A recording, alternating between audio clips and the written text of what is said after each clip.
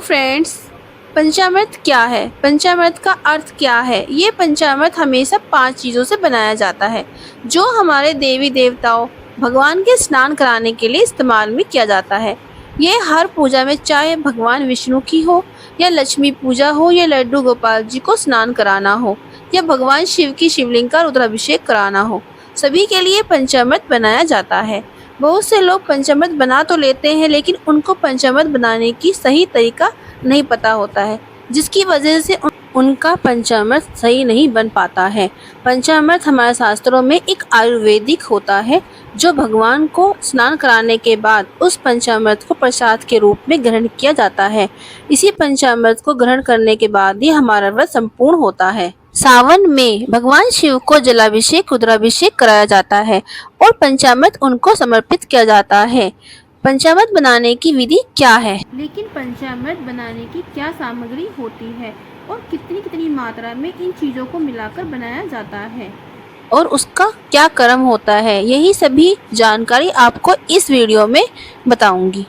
पंचामृत हमेशा स्टील या मिट्टी के बर्तन में ही बनाया जाता है, किसी और धातु के बर्तन में कभी नहीं बनाया जाता है।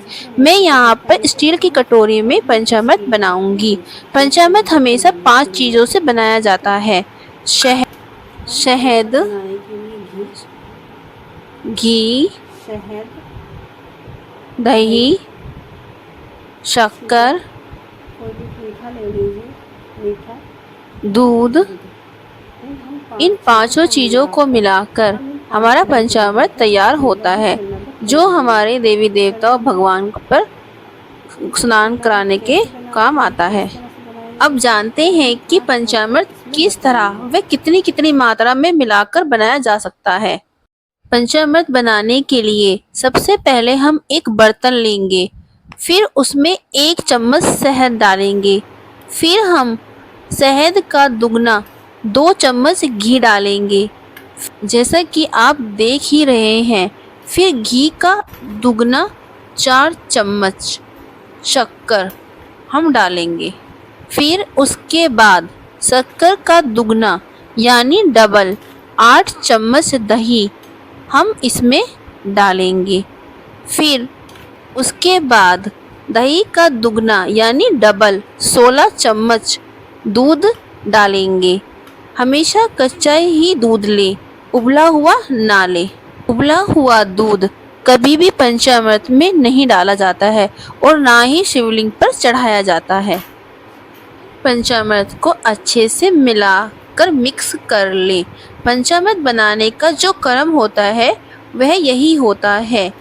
इसी से सावन में भगवान शिव को रुद्राभिषेक कराया जाता है और इसी पंचामृत से हमारे सभी देवी देवताओं को स्नान कराया जाता है और फिर उसी को प्रसाद के रूप में ग्रहण भी किया जाता है।